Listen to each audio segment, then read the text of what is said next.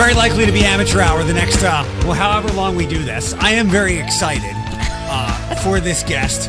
She used to do radio, and the reason I say that it's amateur hour, I don't know if you remember how to do this thing. I don't. I'm speaking into the microphone right now? Yeah. Okay. Do you feel naked without headphones? No, actually, I didn't. I never liked headphones. Really? I always thought that was very artificial. It is. So I like being unheadphoned or naked? de-headphoned or naked ears. I like it. it. That familiar voice is the voice of Mary Beth Zolik, former host where I used to work, where you used to work. Yeah. And now you're legally allowed to come and be on the podcast. Yeah, I'm footloose and fancy free. We'll get to the fun stuff like lions. Oh gosh. Tigers.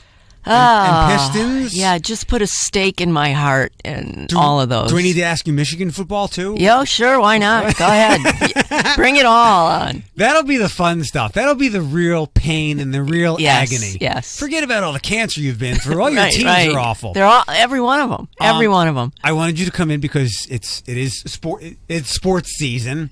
But you told me that you're going to be part of the. I always flip flop the two. Me too.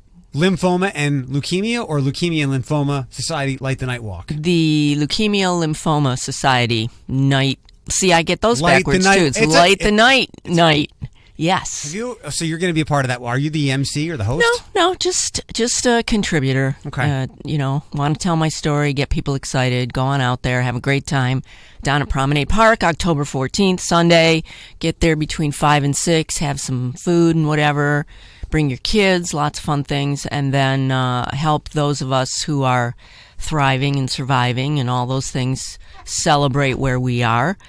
Take time to think about the people who haven't had as good of success as, say, I have and maybe some others, and be there as a support system for those of us who still need a lot of people out there raising money to help fight the cause and fight cancer. October 14th. Yes. At night. At night. It's a unique walk, and there, I think there's glow sticks, or do they release lighted balloons? You get those big lanterns, the Chinese lanterns, and they're in different colors depending upon who you're walking for, or whether you're walking for yourself.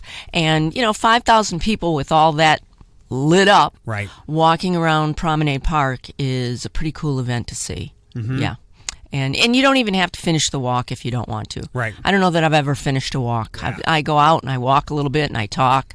It's more of a social thing and more of a support thing. Agree. So, that's what I tell people for the Out of the Darkness walk that I host is 8 days prior to that. And there's a walk. We used to be at International Park and it would go around the restaurants, but now we're over at Promenade. And it's a walk, but it's a support system. Anybody that suffers from anything always feels like they're the only person that's absolutely. And it's great to go out to these things and go, oh, hey, like you had that, and then you relate with these people, and it picks your mood up. Yep, it's all and it's things like who's your doctor and where was your treatment and how long was it, and so many, and you can learn a lot. You really can learn a lot from other people who say, make sure you check out this and make sure you ask your doctor about this. So it's not only to just show your colors, as it were, because I think the colors are white, gold, and red for the lanterns. Okay. And but it's also an opportunity to just come out and meet other people going through a lot of the same things you are, and you really feel like I'm not alone, and that's key. So I remember when I started in 2013.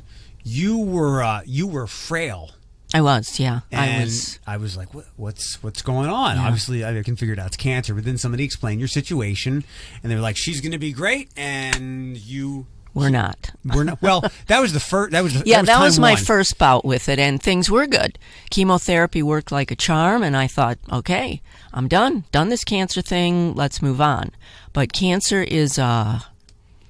Can I use bastard on podcast? You can use any word you want. Cancer is a sneaky bastard. Insidious. Yes, it's just, you can't trust it. I just saw an interview with Olivia Newton-John. Yeah, her third time. I know. And this one has been very long, like 10, 15 years maybe.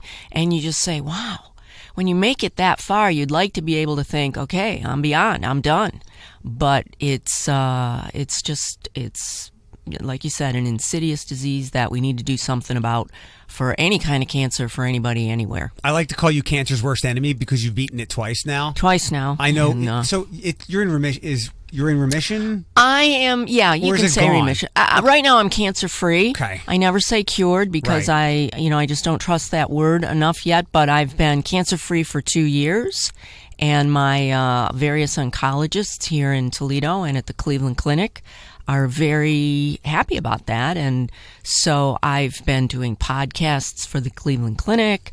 I'm going on a sort of a seminar roundtable. I've been invited by a drug company to come out to Wyoming, Jackson Hole, Wyoming for a weekend to talk. Yeah.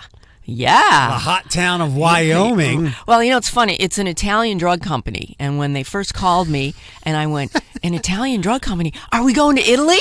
Is that, you want me to go to Italy to talk about this? I said, no, we think we're going to keep it here in the States and they'll send their representatives over and you're going to go to Jackson Hole, which is a lovely place. It's in the Grand Tetons and near Yellowstone, and it's supposed to be, like, I've heard from a couple of people, my favorite place in the world.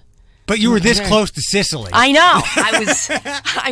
Oh, yes. If I had my choices, I'd probably still pick Italy, but this is going to be lovely. I have a nephew who lives there, so we're going to do some family time, and I'm going to talk about all that I went through with my second time around with cancer and having the need for a clinical trial. Well, that's what we're going to do here on this very popular podcast. So was it leukemia or lymphoma? I had non-Hodgkin's lymphoma. Okay. So I think it was your partner. The only thing that's off limits here are the people that we used to work with. I don't say their names. Okay.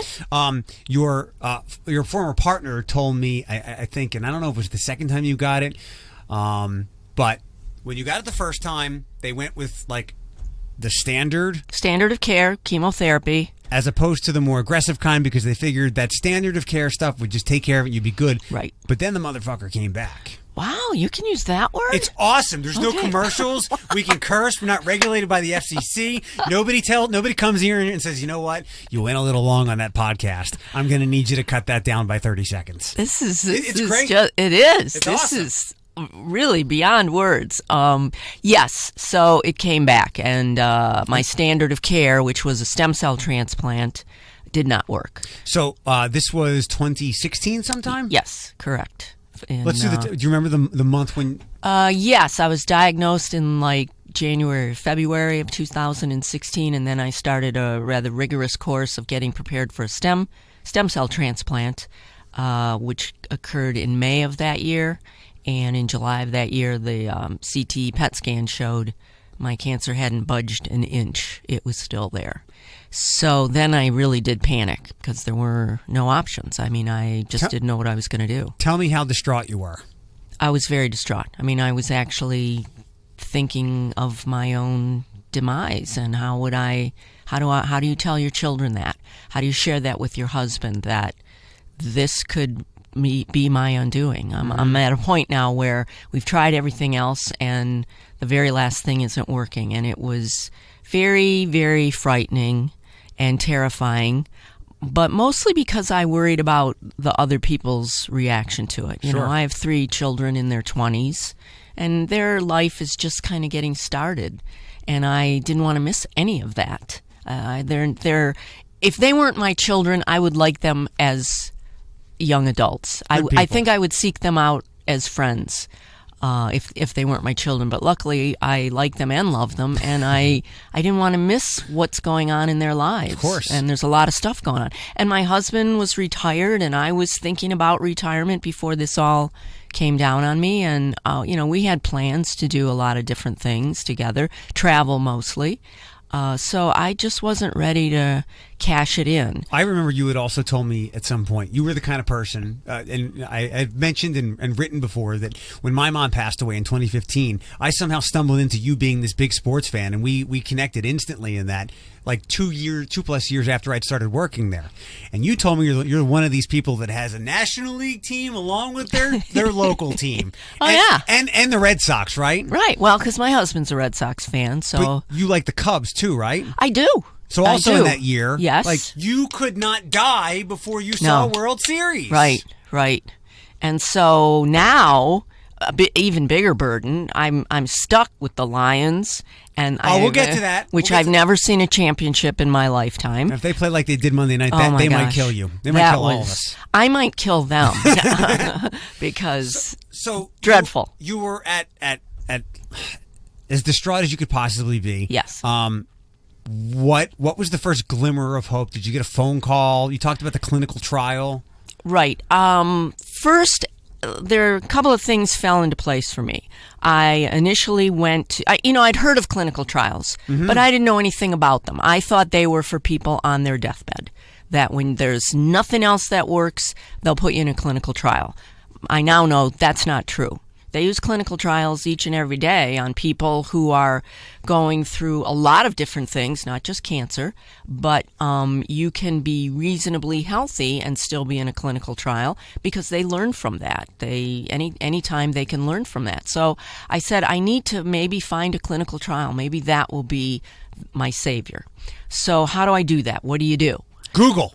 Well, you do. clinicaltrials.gov. Yeah, there you go. And there's gobs of them, pages and pages for all different kinds of things. You just plug in your illness and pages and pages of clinical trials specifically for you come up. Now, for the ordinary person like me, you look at these things and you go, well, how do I know which one to choose? Right. That's kind of, some of them have different components. There's a lot of math and chemistry involved, and it was way over my head. So I had to start calling in some experts. So I actually went to the Leukemia Lymphoma Society website, and luckily they have a clinical trials navigator with a phone number you can call. That's awesome. And actually talk to a person, which is great for me. I don't like to have to text all the details of my illness. I'd rather just give somebody that information over the phone and then they tell me what to do. And luckily I found a person. Her name is Peg. I've never met her, but we're on a first name basis. And she said, I am going to send you the clinical trials I think specifically apply to your illness. She said, I can't choose it for you, but you can go through it and find the one that's nearest to you. So I did. There was one in U of M, there was one in Detroit, there was one at the Cleveland Clinic, one in Chicago. I mean, I looked as far afield as Dana-Farber in Boston, Tampa, Florida, and I started calling all of these or emailing anybody who had any connection to these trials saying, I think I might qualify. Can you help me make the next step? And a couple places called me back and talked me through it. I actually was already a patient at U of M because of my stem cell transplant. I contacted them. They had the clinical trial, but it was already closed. Okay. I missed it by weeks. Do you feel like you were like going after a job? Really, I think getting into Harvard would have been easier for me than getting into a clinical trial. So then I said, okay, if not U of M, let me talk to the people in Detroit. I went to Carmanos in Detroit. I talked to my local oncologist. He said he knew someone at the Cleveland Clinic, place to call for me. I had an appointment the following week, and pretty soon they put me on a list, and they said, Mary Beth, you're number 3 on the list. And I went, okay, that's not bad. And then they called me the next week, you're number 2 on the list. And then the next week they called me and said, you're number 1 on the list. At this point, where had your health deteriorated to? I have never had a symptom in my life. I wasn't feeling anything. I was only going on PET scans and CT scans alone. That has to be hard as like just a person to reason. I feel great. Right. I'm going to die. Right. At least if you feel like shit. Right. Like, you go. It may like 1 + 1 = 2. Right. But in this case, 1 + 1 = 1. Yeah, that was really hard because I'm like, my body is betraying me. Right. I feel like I can, do whatever I need to do or have been doing. What's going on inside of me? What's happening there? So yeah, that was very hard. It's very hard. I imagine it's very hard for people who don't feel good. You're right. They just go, oh wow, but okay, give me the treatment because maybe this will help me feel better. But I knew at that point the treatment was going to make me feel worse. Right. So there is that point when you're signing off on the consent form and you read all the things that could happen to you. You say, wow, I could die from this too. What was all that like? That was very daunting. It was a 30-page consent form, and that included even the possibility of my family having to make arrangements for the the drug company to have access to my autopsy results. When you read that, you just go, right, wow. This is one thing when I'm dealing with it, but now the thought process of my family having to deal with it in case this clinical trial goes horribly wrong, very daunting, overwhelming almost. But then, you say, I'm my back's against the wall. I have no choice. Mm-hmm. I have to go through the treatment because I need to, I need to take my chances. Yeah. And so that's what I did. And turned out, so far anyway, all is good. Oh, we're not done. We're still walking through this. Like I said, we can do this forever, huh? Wow. Oh, we've got to take a commercial break. Hold on. Let me do the T's correctly so I get you to listen to after the commercials, right? Okay, gotcha. And talk about the contest that's coming up that no one's going to try to play, right? That too? I'm here. Can I play? No. No, you can't. Okay. Okay, so you get into the clinical trial. Yes. And what's that like? And by the way, I think all this is helpful because, like you told me, like everybody knows cancer. We all know it too well. But the fact that you can get someone to be like a counselor to get you into a clinical trial or clinicaltrials.gov, I didn't know that. No, people, and that's my biggest takeaway from all of this is for anyone out there, no matter what you have, you've got to be your own advocate. Even even my local oncologist wasn't aware of all the clinical trials. He does a lot of different cancers, not just hematology. Mm-hmm. So, he can't possibly know what's specific to me in terms of clinical trials, nor did I expect him to. All I was asking of him, do you know someone who might be at one of these locations who can help me? Right. Okay, a lot of people, I don't know if they'll take that step. And you really have to. You need to find somebody, first of all, who's pretty good on the computer and can help you find some of these things. And then you need to gather up all the information, take them to your doctor, and say, if you're not the person, get me to the person who can decipher this for me. So your health being in a good place at this point at least allowed you to do this? Yes. Where my mom couldn't get out of bed. She couldn't be her own advocate. So, but in this case, you having your health was fortunate because you could power through this. Why is my body doing this to make the phone calls? So in the clinical trial, what was asked of you? Well, what they basically do is they take out a goodly number of T cells, which are blood cells. Mm-hmm. They take them out of your system through a central line in your chest. And then they send them off to a clinic where they're beefed up. They puff them up and get them all crazy and warrior-like, and they just want to come back and fight. They want to find cancer and just kill it. But while they're doing that, when they bring those cells back and reinfuse them or infuse them back into your system, they go after a lot of stuff. They tell you in the side effects. You could have neurological issues. You could have gastrointestinal issue. I mean, name anything in your body. It's possible the T cells could somehow affect that. Is this the immunotherapy? Yes. Okay. I learned about this with my mom. She wasn't eligible. I've told you this story, but I tell it for the podcast. She was not eligible for the trial for, I believe the drug was Opdivo, which I think hit the market shortly after she passed sometime in 2015, but she was eligible for that trial for lung cancer, but you had to be able to walk like 50 yards a day and something else, and she was unable to, so she couldn't get into that trial. But I had educated myself about it, and there was something in 60 Minutes that I saw, but I think that might have been separate. But learning about immunotherapy, You're right. It's like they take your cells out of you, they put them on steroids, and I remember them saying that my mom was not strong enough in her weakened state where like they could put these cells back in there, and like you said, they kill the cancer, but they could also make your heart explode too, right. Because your body's not used to having something like so nuclear and pumped up in you. And it's like you implode. Your body collapses from the inside. It's funny because a clinical trial, and unfortunately for your mom, you have to be just sick enough, but not too sick. Yeah. Because what you said is absolutely true. They infuse those back into your system, and your system goes, what is going on here? Nope, shutting down. Going to shut down the pancreas, going to shut down the liver, going to shut down the kidneys. Can't deal with these T cells. It kills the bad stuff, and it kills the good stuff. Sometimes. It kind of goes after those things, possibly. And so then they prepare you and your spouse and your family for the side effects. and we'll deal with those. We will deal with those. And if we can't deal with those, then it's possible you could die from this treatment. So that's why I say it was very daunting for my husband and I to make the decision, do I want to do this or don't I want to do this? Did they give you like a percentage? Yes. It was like 60 in favor, 50 not so good. As opposed to 0. Right. Right? You're right. Yeah. I mean, I know that's daunting. It is, but you go, I'll take my chances with 60%. Yeah. I'll take my Over chances. 0. Yeah. Right. So what did you...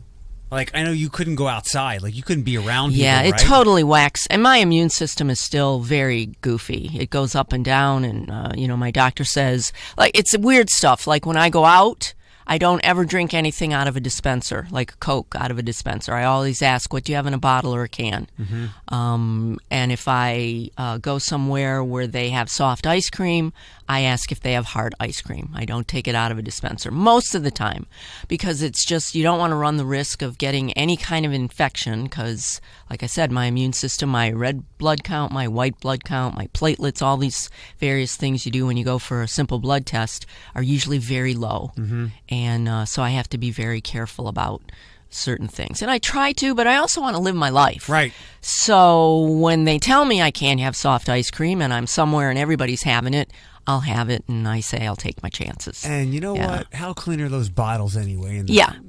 Absolutely. Absolutely. So you had a weakened immune system. Did you? What were some other side effects during the immunotherapy? Well, when I first was infused with the T cells, and this was on January 1st, 2017, and nothing happened. Nothing happened for a whole week. Nothing happened. Like you didn't feel anything? Or nothing. There was nothing on any scans? Nothing was going on. They were checking me. Actually, I take that back. I had the infusion on December 27th. Okay. And then on December 31st, I called my husband and said, good night, Happy New Year. I'll talk to you tomorrow morning. You were at the Cleveland Clinic? I was at the Cleveland Clinic. By yourself? By myself. He was here in Toledo, but he was coming the next day for New Year's Day. And the next day, New Year's Day, he got a phone call at 6 o'clock in the morning. Mr. Smith, we need you to come to Cleveland Clinic. Your wife is experiencing some side effects, and you might want to be here. So he, right away, gets in the car and he's driving. You might want to be here. Yeah, you might want to be here. Translation for she might be dead by the time you get here. Well, she's experiencing a side effect. We think we have it under control, but you might want to be here. And what had happened is I had gone into sort of a catatonic state. I just sort of checked out. My neurological system went, whoa, what's going on here? And I was laying in the bed, eyes open, looking at the ceiling, but unresponsive. Did you know that you were? No, I don't have any recollection of any of that. I just remember saying goodnight to him. And that was it? Went to bed and woke up 2 days later. Holy shit. And looked at him and said, oh, Happy New Year. And he went, no, you missed the New Year. The New Year was yesterday. So nothing had happened until then? Nothing had happened until then. I went a whole week with nothing. Nothing had changed in any of my blood work. Nothing had changed. My blood pressure was still the same. My heart rate. It was as though I said to the nurse, it's not working, is it? It's not working. Nothing is happening. And she said, we don't know. It's a clinical trial. You just have to, we're very patient and we'll wait and see. And boom, stuff happened. And so then after that, I was very weak. I was in bed for a couple of days. I had to be in ICU for a couple of days because my blood pressure got dangerously low. Things were just going really weird in my system from all of this. And but then like a week later, they discharged me from the hospital and said, go home and rehab. And they put me in rehab to get my strength back up and tried to get my strength back up. I got to get a marijuana prescription and didn't do a darn thing. Really? I was very, very disappointed. It didn't do anything. Have you ever smoked it before? I think once when I was in college. I'm not really much of a smoker. Right. So that way of doing anything never appealed to me. Right. I preferred a nice stiff drink instead. Me too. So it just a lot of things were going on. I lost a lot of weight. I lost about 35 pounds because I wasn't eating. I wasn't moving around. I was really very debilitated for a very long time. A very long time. But it was working? Yes. Every CT scan I went for every 3 months, PET scan, CT scan, showed no sign of cancer. No sign of cancer. So the trade-off was like, okay, I'm weak and debilitated. Occasionally I need a blood transfusion. Sometimes I need my platelets boosted with Neulasta. You've seen the commercial on TV where they put the thing on your arm and send you home, and the next day it gives you your dosage. Every so often I had to do that just in order to keep my immune system somewhere within close to normal range, although my new normal is not normal anymore. And it took a long time. It took almost 6 months to 8 months to 9 months. I mean, I wasn't really back to normal till almost like the holidays last year, where I felt like I could go, and we actually took a family trip to see other family in Rhode Island for Christmas. And that was my goal. I want to go to Rhode Island for Christmas. We came to see you in the fall, I think, or summer. No, it was like July. It was July. It was shortly after stuff happened. And you moved into the new house. Right. And you seemed good. It seemed like you had turned a corner and you were in the stretch run. Did I look good? Because Yeah. I know a lot of people have said how different I look today compared to how I looked, let's say, a year and a half ago, or even a year ago. I got the sense from you that you felt like you had turned a corner and like you saw the finish line. Yeah, I think I was thinking, okay, I've had now 2, 3 CT scans, and they all showed there's no cancer, no evidence of cancer. And I was thinking, okay, we just need to get my system back to normal. Right. And that's pretty much where I've been since then. Let me ask about the scans. So from the first time they scanned it with this whole trial thing to the second time, like in that 3-month period, did it go away completely, or Completely. did it just wow? Complete response is the way they term it. Complete response. And you can have a partial response, and they would have been very happy with that, as would I have been, because that would have made me eligible for yet another T-cell infusion. Mm-hmm. So I thought, well, if the first one is partial, at least I can do this again. Why you would want to? I mean, it's so daunting, but you go, at least I could do this again, and maybe that would completely take care of it. First time out, the doctor came in and said, complete response, Mary Beth. That's miraculous. It is miraculous. Why? Truly miraculous. Why, I guess, colloquially, why commonly do we not say that we've beaten cancer? And I know that it takes some lives, but when we have something like this immunotherapy now, and I know that it could come back. Absolutely. But man, the fact that it just went away. Yeah, it's not there. Is stunning. Yes, it is. It's remarkable. It's I'm often at a loss for words to describe why it worked for me. 60% of the cases, yes, but 40% of the cases, not so much. Now, did it not work, or did it kill those people? Do you know? That I don't know. And I don't know if maybe some of them had a partial response, and that was as good as they were going to get. I really don't know. The drug companies aren't really forthcoming with letting you know what happened to other patients. They don't. The drug company doesn't even often let me know. I would like to know, are there T cells still in my system? Mm-hmm. Because they did and they have to come up with a better word for a spinal tap. Those are 2 words that should never be put in the same sentence. What would you call it? Just fiddling around with your back, trying to get some fluid out of it. Yeah, that doesn't work either, and it's way too long and involved. Maybe they tried that, and they're like, "How about spinal tap?" It's like, ooh. So they took quite a bit of my spinal fluid, sent it off to a lab somewhere initially to see if indeed I did even have T cells that were doing what they were supposed to be doing. Mm-hmm. Obviously they were. Because it's a clinical trial, they don't even know how long the T cells stay beefed up and pumped up and continue to do what they need to do. Right. So I would like to know that, but that information I'm not privy to, and I don't know how to go about getting that information, because when I talk to the folks at the Cleveland Clinic, they don't know it either. Who's the drug company? Do you know?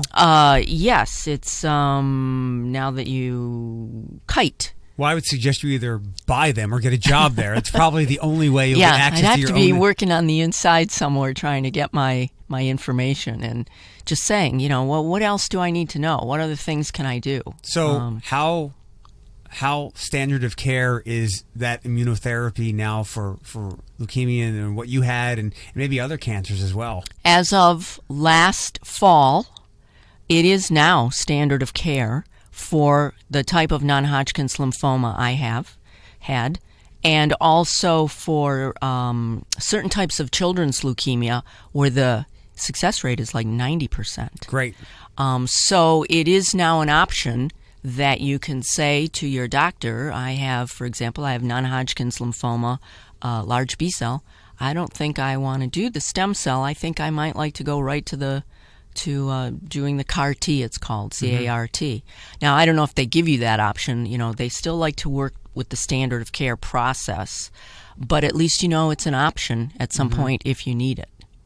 And you don't have to go through kind of the dog and pony show I did in order to get into a trial. Right, because it's like anything. It's part of care now. Right, like right. You just need to find a place that can do it. I mean, they're not doing them here in Toledo. You'd have to probably go to U of M or Cleveland Clinic or Carmanos in Detroit, or they're out Pittsburgh, places like that, MD Anderson, places that had been working with it anyway and know how to deal with the side effects. But yes, you can. I imagine you can ask, can I be considered for that?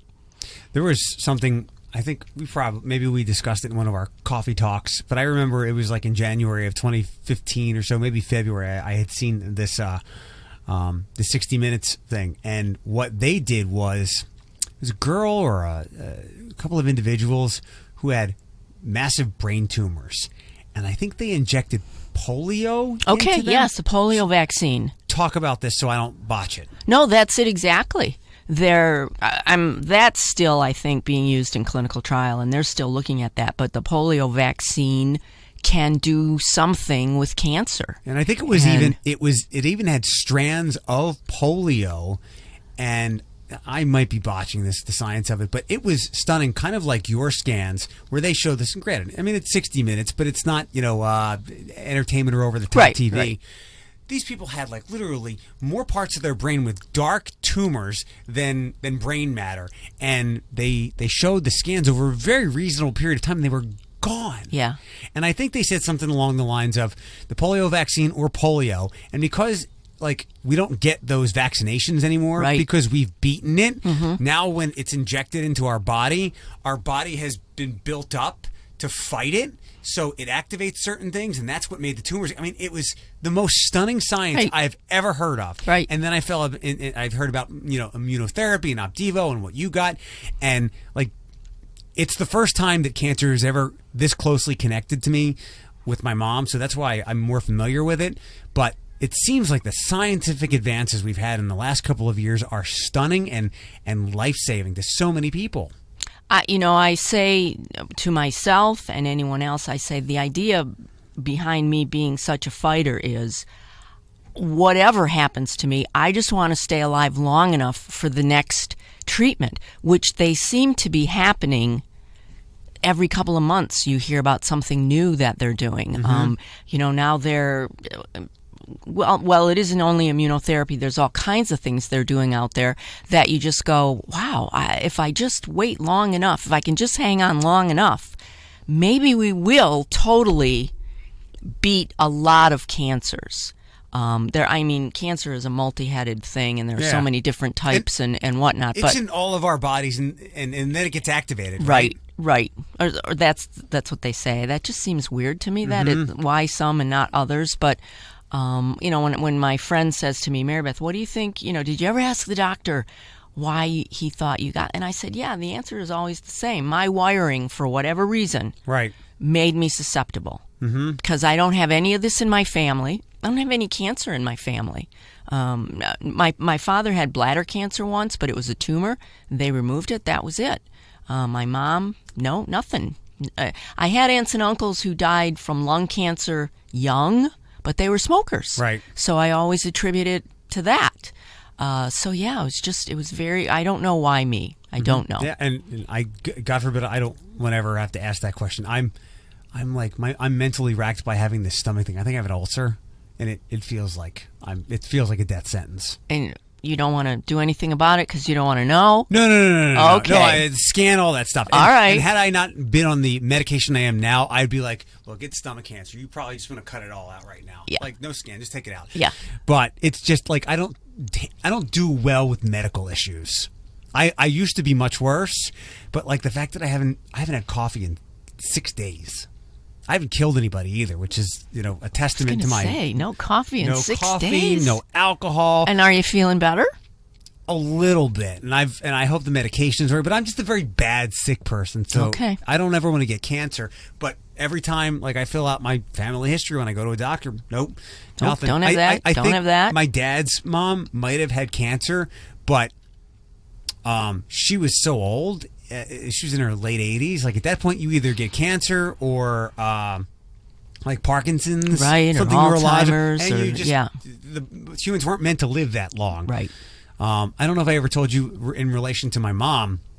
Like, I think part of the reason she smoked for so long, which must have been 50 years, and she didn't take care of herself either or eat healthy until it was too late. But my grandmother, her mom, Harriet, smoked, must have been 70 plus years. Wow. And lived well into her 80s. And I do believe that she had lung cancer. But at that point, she was, had lived a long life. We should all hope to live into our mid to late 80s. So it is fascinating how our family lineage can scare the bejesus out of us, and how we get what we get from our parents and whatnot. Yes. And it's wild where medicine... I mean, remember the video game Oregon Trail? No. I'm not a video game person. It was a computer game in the 80s, and you were like a farmer, a person on the land walking on the Oregon Trail. And it sounds like I would like it. It's a fun little computer game. And there's even internet jokes now that you would like... one of the most common ways you would die playing the game was you got dysentery. Oh, okay. So this is like 150 years ago, like pioneers, settlers. Yeah. There is no more dysentery. No. Like, you don't get it. And we're talking just like a small fragment of human time, like 100 years. So many diseases have been completely eradicated. Yep. It's fascinating to me. As well it should be, because it's very heartening. Mm-hmm. I'm hoping that in my lifetime we will see a time where you go, cancer is just one of those chronic things we deal with, and we have like ways diabetes. Yeah, absolutely. You got cancer? All right, well, I need you in here every 6 weeks. We're going to shoot you up. We've got some pills, and your stomach's going to bother you, but you're going to be fine. Right. I spoke to a friend of mine, Nick Comey, city councilman. Mm-hmm. Nick and I had coffee a couple of weeks ago, and we had brought up the subject of AIDS and how, like, infrequent it is for someone to get full-blown AIDS anymore. And it's fascinating. Granted, all of our eyes and attention are on the opioid epidemic and all the deaths that causes. Meanwhile, we might have, like, solved AIDS. We haven't, but we've got HIV under control. Right. And this is, like, that was the thing they taught when I was a kid in elementary school in the 80s. Like, AIDS, it's gay people and black and all these minorities. Like, what? And it was like, the biggest thing when my dad gave me the talk about sex was AIDS. Wow. All that stuff. Wow. It was like at the height of that. And 15, 20 years later, it's like we've got this under control. It's stunning. Yeah. Yeah. So you're feeling great? You're feeling good? I am. I absolutely. Yep. I can't run a mile. I can walk a mile. Right, yeah. And there are still some things I need to get back, and I need to do some strength training and stuff like that. But my appetite is back with a vengeance. I'm doing a lot of the things, the activities that I had done before that I enjoyed, and life is good. Life is really good. It's, I guess, somewhat poetic, because the reason you could be here is because you no longer work over there. And I don't work anywhere. Right. Yeah. And I wonder, would you still be working if not for all of this? No, I think I was headed toward retirement anyway, just because my husband had been retired for quite a few years before me, and we were ready to get on with that part of our lives. Okay. So yeah, I wasn't thinking I was going to be in radio for a whole lot longer. Not that do I miss it? Yeah. I miss the listeners a lot. because you learn so much from them. They're so funny. I miss that part of it. And I love still when I go somewhere, I'm out shopping, I'm at the dollar store, and somebody comes up to me and says, Mary Beth, I miss you. And I'm like, wow, apparently I had a career well spent. Yeah. And that's, what more could you ask of life when you've got, I have a great husband. We've been married almost 30 years. We have 3 wonderful, healthy, good children who are doing fantastic things. And I had a career that I loved, But, it was time to do some other things. I just have to figure out what those other things are now that I'm feeling better. And you and I have talked about that. What volunteer things do I want to do? Did you ever call my friend? No, I did not. Okay. I appreciate that you sent me that information, and I'm going to look into some things. But I have to also keep in mind, like, I would my daughter, our oldest, is a teacher, and I would love to volunteer in her class. But classrooms with kids are breeding grounds for illnesses, so I can't really put myself in that setting just yet. So, I was thinking maybe the museum or they look so bored, the library, or maybe something with the Humane Society, because you know how I feel about dogs. I know how you feel about dogs. We love our doggies. So maybe like something like that. Or, animals, like dirty animals, are okay? Well, they're not, so I have to give that some thought as well. There's still things I have to be careful of. But there are things I can do. I know that. Like I'm trying to help the Leukemia Lymphoma Society as much as I can with their events that they're doing. When I say whenever you need somebody to come out and speak about it, tell my story, happy to do that. Happy with helping with Light the Night. Happy to help next year with Man Woman Teen of the Year, where they select people and it's fundraisers, because really these clinical trials, and as you know, they're very expensive. Yeah, but I was going to ask you, but I figured a lot of it was like insurance and whatever not. But that didn't cost you, like, you didn't get any bills. I didn't get any bills for the clinical trial, but I did get bills for the mundane things that go along with it. Blood transfusion, stuff like that? Blood work, things like that. Yeah. Yes, that's all on me. That's all on my insurance company. The CAR-T itself, the sending that away, the clinic where they worked on it, having me be in the hospital for 2 weeks, that's on the clinical trial. But now I have been hospitalized twice since the clinical trial for other things. That's on me. Because that one of them was a rotavirus. I'm very susceptible to those kind of things. Rotavirus? A rotavirus. What is that? Babies get it. And nothing horrible usually happens to them. But with me, they put me in the hospital right away, and I was there like for 4 or 5 days. Ooh, what'd that cost you? That was, thank goodness for insurance. Well, yeah. But there were still some things we grand? had to. Yep. So, those are kind of things where you go, I'm glad I didn't have to pay the hundreds of thousands of probably million for the clinical trial itself, because it's very, very expensive. Yeah. But the little ancillary things do add up, and you're still responsible for those. So, but well worth it. Right. Worth it. I'll take that $120 aspirin any day. Right. If you want to make a lot of money, I think you know this by now. Go open up a hospital. Oh yeah, there's. I used to even when I was going into the hospital the last time for the rotavirus, I said, "Can I bring my own medications? Because I know if I get them in the hospital, they're going to be way more expensive than what I got at the pharmacy." And they're a little bit funny about that. You can't be bringing your own medications. You have to take whatever the doctor is ordering and the exact, Have you seen any? I saw it's a little bit frustrating. Did you watch any football games over the last week or so? Like all of them? Okay. Did you see any promos? I think it's on NBC for this new medical drama where it's this guy. I think he's trying to fight back against the big cost of hospitals. Okay. I forget what it's called. Yeah, me too. I saw that too. Fascinated to see how that's going to play out. Yeah, that'll be very interesting. Maybe we can all learn something from it and use it in our real life. Yeah. 'Cause there were many a day where my husband usually was on the phone with the insurance company saying, "This is not and you know what it almost always came down to? A coding issue." Yes. It had not been coded correctly. Yes. You know, my wife's not supposed to be paying for these. These are part of the clinical trial. Is it possible somebody miscoded? Usually. Yeah.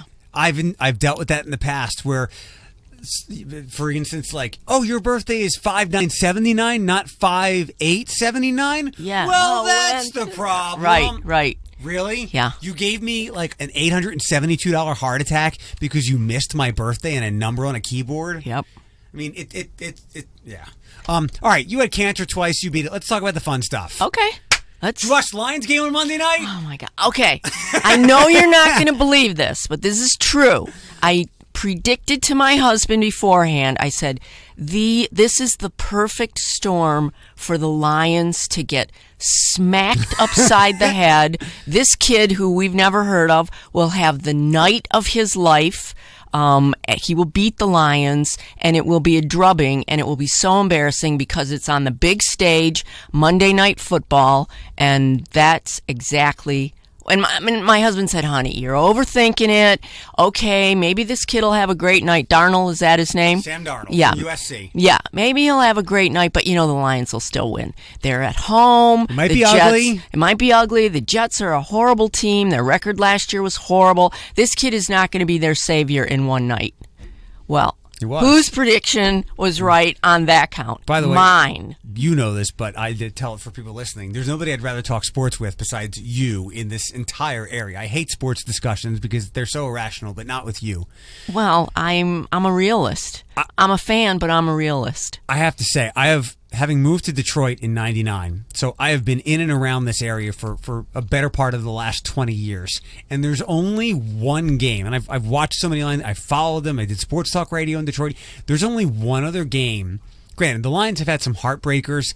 I think it was just a couple of years ago. They kind of shit the bed against Baltimore and the Giants in back-to-back weeks when they missed the playoffs. There was a field goal here and there. Like, there's been games like that. Mm-hmm. Well, was it the game with Aaron Rodgers where he threw up the touchdown? The Hail Mary? Yeah, at the very there's end. There's ones that happens. But it always happens. I know, the Lions. but I'm talking about like kids shouldn't watch this kind of beatings. There's only one, it's emotional torture, yeah. And I don't know. I really don't know why people stick it out. But there's only one other game that I can remember like this, because this was embarrassing. I cannot believe. How much of the game did you watch? All of it. I cannot believe Detroit Ushers, and maybe they were trying to send a message. You're not allowed to move seats in stadiums. Mm-hmm. That's like an old thing. I can't believe they let all those Jets fans move so close to the field. Yeah, that was pretty weird. And did Jets chants? Yeah. That was kind of wild. I was going to say, wow, they must have spent a lot of money for those tickets. Yeah, they weren't there early in the game. Because they were very visible Yeah. and very vocal. And then at the end of the game, they were the only people there. Yeah. Because all the Lions fans had left with their heads hanging low once again, going, why do we do this week in and week out? Mm-hmm. We can't help ourselves. There's only one other game where I remember that was that embarrassing, and I want to say it was 2004 or 2000, Thanksgiving of 2004 or 2005. Okay. I believe they were a pretty lousy team, but they got annihilated by Peyton Manning on Thanksgiving. Okay. It was like a 54-7 game. Do you remember that one? I don't specifically, Okay. but it doesn't surprise me that Yeah. it did happen. Yeah. That just, It was one of- on the big stage, they just seemed How to... about any stage? Okay. Yeah, well, they were 9-7 last year. Yeah. Were they? Yeah. 9-7. So they didn't fail the whole season. They gave us a little bit of hope, but it just seems, at the minute I heard it was Monday Night Football, I went, oh, no. And the minute I heard it was this kid, youngest rookie ever. 21 and some months old. I went, oh, no. He's just going to have the night of his life. And he did. Mm-hmm. People were all over Patricia after the game. Whatever. Yeah, okay, yeah. It's one game, but I like to look at it this way.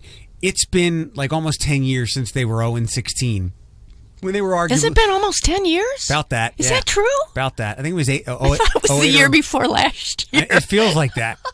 Oh, gosh. Yeah, okay. But it's been a while. And during that time, they were one of the 3 or 4 worst franchises in the league. And it's taken them that long from Jim Schwartz to them then Jim Caldwell. I feel like there's somebody else in there. Like, they got to mediocrity. Now they're like in a really bothersome spot where it's 7 wins, it's 8 wins. Yeah, you know, you get to the playoffs one year as they did, and then they lose. They're right in the middle now, like where the Pistons are at. Yeah. And it's frustrating, and that's why when people are like, we shouldn't have fired Caldwell, he just got us to the... Yeah, but it's like you want to get to the next level, and you hope that Patricia can do that. And there's no way Stafford will play this bad again. Not no, this week. but, you know, I've heard some interesting theories. Okay. I heard that Patricia is not on the same page with his veteran people. Could be. And that they're not liking him a whole lot. Guess what? The veterans stink. Well, okay, there is that. There is that. Then you just say, well, what have you done for us lately anyway? Right. I heard that because Stafford is so highly paid, they haven't been able to surround him with quality players. Yep.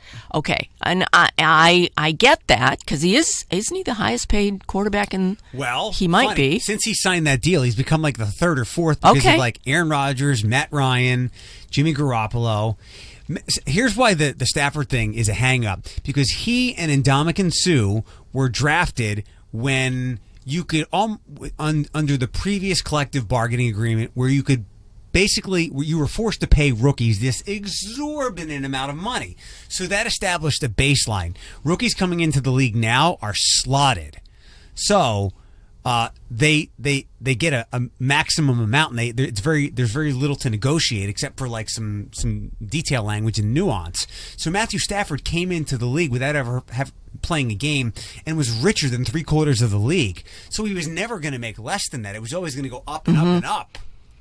Okay. So, but the salary cap keeps going up. Okay. Well, those are the things that I've been hearing when I watch sports shows lately, that they just say, he's not surrounded with good people. They're not, but they should be good enough to look better than they did Monday night. I was shocked. They should be good enough. I mean, they're in the NFL. They're good enough to not look like amateurs. Like the Patriots were playing them? Yeah. It really was embarrassing, and they said at the end of the game it appeared they had even given up. Yeah.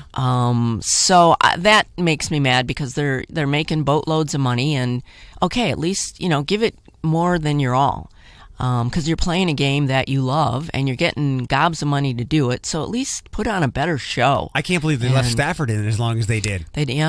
But they brought out, is it Matt Castle? They brought him out. Yeah. And he threw an interception. Get in on the party. It just wasn't. I was nervous the whole day.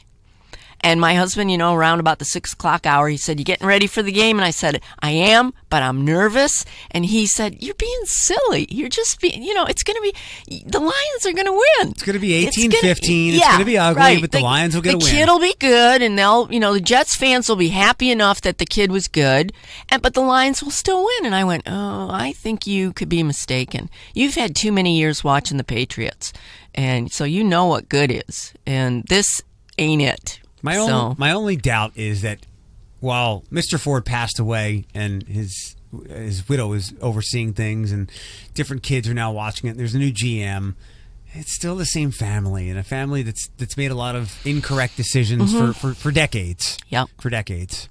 The other thing about Matt Patricia I didn't realize on Bill Belichick's tree of coaches. Pretty poor. Yeah, they haven't done well.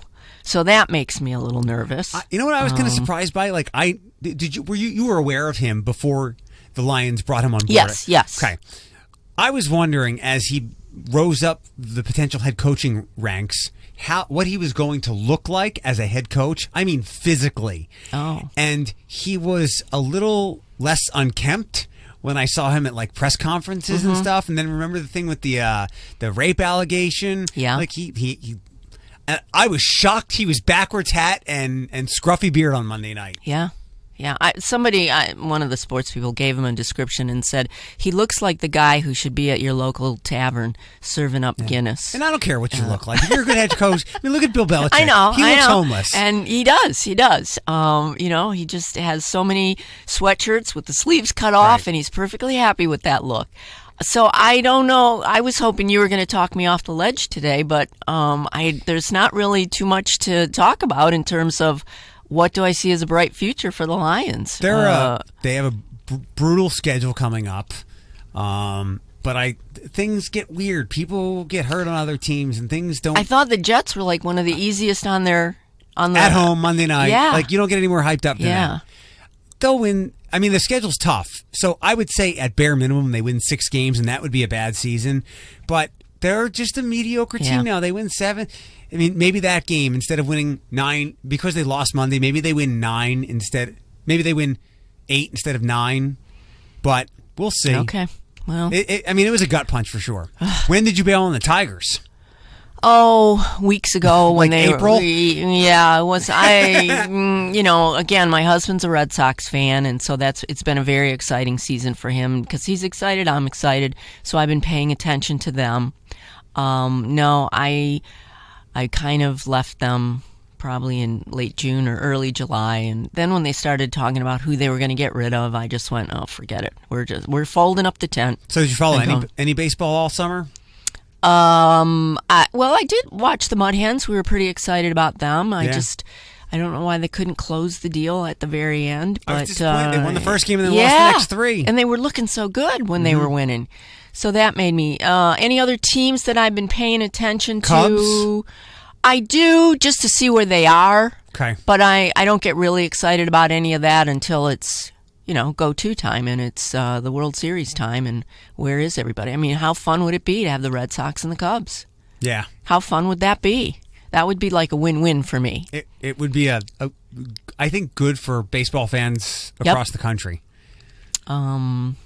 So, yeah, I checked in the other night when Verlander was pitching against the Tigers. Did he cry walking off the mound or something? Did he? I don't know. I didn't see that. I didn't watch it. I didn't see that. I know, because, first time back as an opponent. Yeah. So, yeah, those are that, and I pay attention to the Pistons. All right, that's the last thing. Okay. Almost. Well, other than Michigan. Okay, we can do that. All right. So, Pistons. How am I feeling about it? Pistons, I guess camp starts in a couple of weeks. Season usually starts around Halloween. Mm-hmm. You can never count on a full season of Blake Griffin because he's always getting hurt. I wish you hadn't said that, but okay.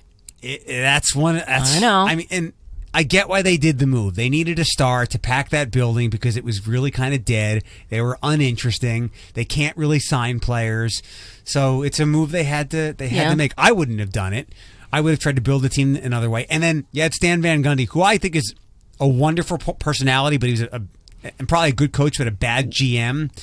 He was making moves for the next coach and gave away some picks. So it's same with the Lions. Like the Pistons are squarely in the middle, like at the 6th or the 7th or the 8th seed. How do you feel about them this year? Well, I'll take that. I'll take 6th, 7th, or 8th because at least maybe then they'll be in the playoffs. But I hate to see them get swept. No more LeBron. Well, this is true. But we got Kawhi Leonard in Toronto now, and they're going to be a good team. Yep. Celtics are a good team. And the Sixers. Sixers are a good team, and then there's one other team. Maybe Washington. Maybe Milwaukee or Indiana. See, this or one is why of those. I like talking sports. You know this stuff. Yeah.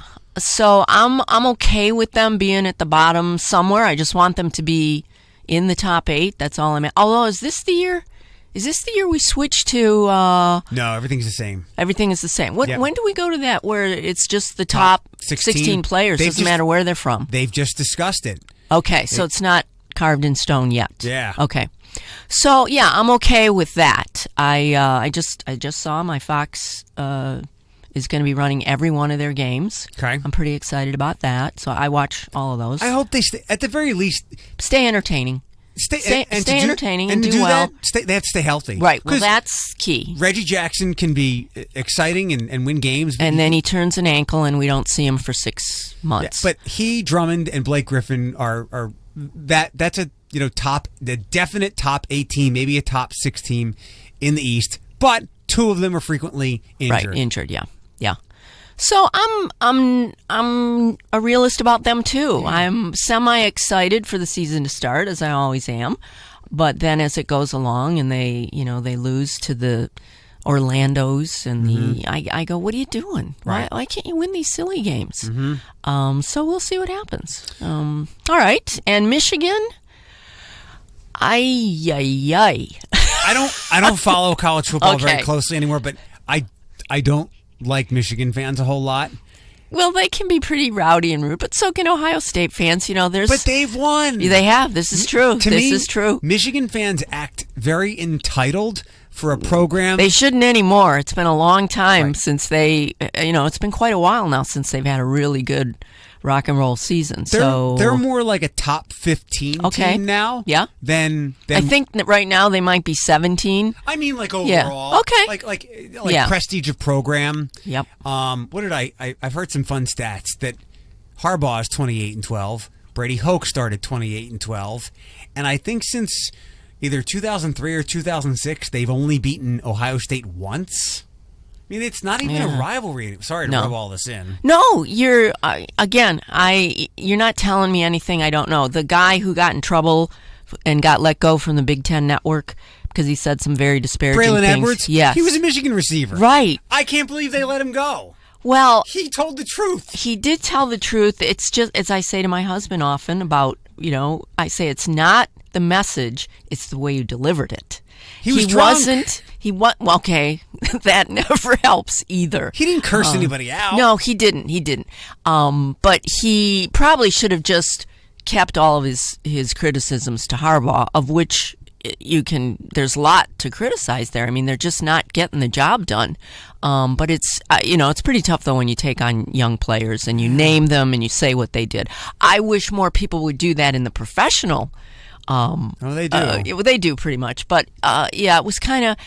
I'm very frustrated with Michigan. I really am. It's just not the team of my misspent youth. Yeah, that's for sure. I hate to say this, and I don't know if there's ever been a discussion because I don't listen to sports talk radio as much as I used to. I listen to a lot of podcasts, but if I hear any college football talk, I immediately shut it off. Okay. There should probably be some resetting of program expectations at Michigan, and because, like I said, they're not the top 5 team that they were with Schembechler, and even for Lloyd Carr a little bit. And this discussion is probably happening at Texas as well. Mm-hmm. Yeah, I don't know what Michigan can do to be different about it. I mean, I thought Harbaugh was a really good recruiter and should have good talent, certainly as good a talent as they do at Ohio State. But I don't think so. No? Okay. No. Okay. Maybe not that tier. Maybe that's tier 1 Ohio State and places like Michigan. Maybe tier 2 or 3 now. Like there, it's like at least in the Big Ten, it's Ohio State, and then Wisconsin has built a wonderful program. They're consistently top 10, but I would say it's like Ohio State, and then Penn State or Wisconsin, Penn State, Michigan are all kind of clumped together and move around, and then sometimes Iowa pops up in there. But when you think about it from the nation, you got Oregons and Auburns and Alabamas and USC's, Clemson's, and Clemson. Like, did you even know Clemson existed until like 1990 something? No. Like there was no Clemson to talk about during Bo Schembechler. Right. Yeah. So all these other programs have slowly whittled away talent from that used to just walk into Michigan, and everybody still expects 11 wins, and that's why I say resetting expectations.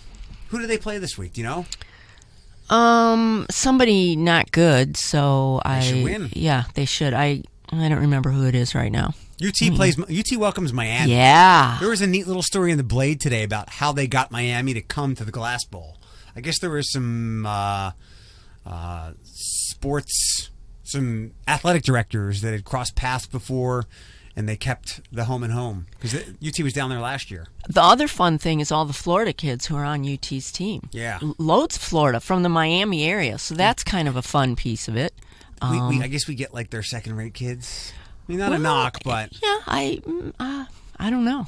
I mean, the Floridas, the Miamis, the Florida States, and UCF. Yeah, like they pick the kids, and then the what's other kids, left over, you can. Do I want to go be the third string cornerback at Florida State, or do I want to start at UT? Yeah, I want to start at UT. Yeah, that's what I want to do. Yeah. So yeah, it's exciting. I'm very excited. I'll be watching the game from home on television. But I'm excited about that. We're looking forward to that. We have that time carved out to do that. Leukemia and Lymphoma Society Light the Night Walk, October 14th. Yes. In the evening, come down between 5 and 6.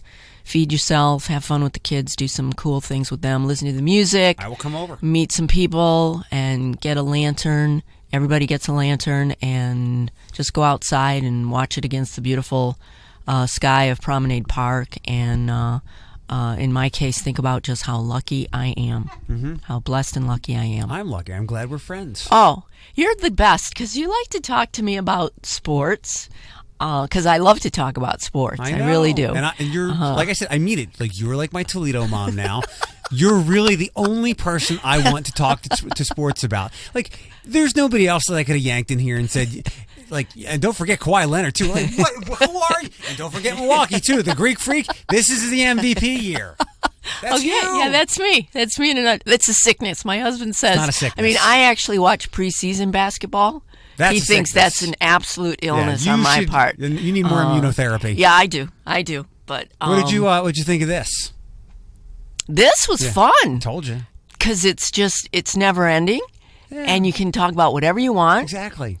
And this is wow. I hope this is the wave of the future. It kind of is. I was watching. You do Netflix stuff? I do. Okay, so I'm watching one of my Marvel things, the Iron Fist. Comic character. Okay, it's been a good series so far. It's been a good second season, but it was kind of neat. One of the characters in the show said, "I was the other day I was listening to this podcast and I was like, that's so cool. Like you don't hear that often." Well, my children are all podcast listeners. That's how. The other day I was at my daughter's house. Her fiance was making dinner, and he had a headset in, and I said, "What is Zach listening to?" And she said some sort of podcast, maybe about even what we might be having for dinner. And that's the way they get a lot of their information.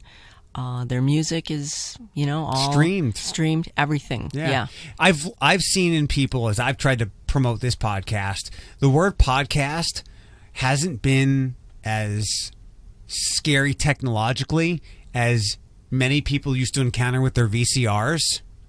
Wow. Is that true? Remember how people would be like, oh yeah, like 12 was blinking all the time, like, and you never knew how to fix it, or like my dad would look at my iPhone and be like terrified, like that kind of scare. But like when you say podcast to people, like they get it. So somehow, some way, the word has resonated with people and they understand it without you explaining them, like. And some of the things that we were asked or forced to do with what we were doing before. So podcast is not a scary word, and it makes my job easier and easier for anybody who wants to get something out there and do it. The tough part is talking about it, is talking on the podcast. No, not to me it isn't. No, because it's what we do. Yeah. I love to. You want to have me back? I'll be here in a shot. Okay. Whenever you want to come in. Okay. Well, thanks again. Thank you. Love you. Love you too. This has been a Cumulus Media and Q105 collaboration. 3 unicorns were harmed and lost their rainbows and horns in the production process. We use cookies for various purposes, like eating and flavor for protein shakes. And you have agreed to this and all other secret policies by enjoying the preceding audio content, which we highly encourage you to hashtag, subscribe, and share. You can click here for all other legal crap, and now hit skip intro to go to the next podcast. Just kidding. It's the see more episodes option in your app. Q105.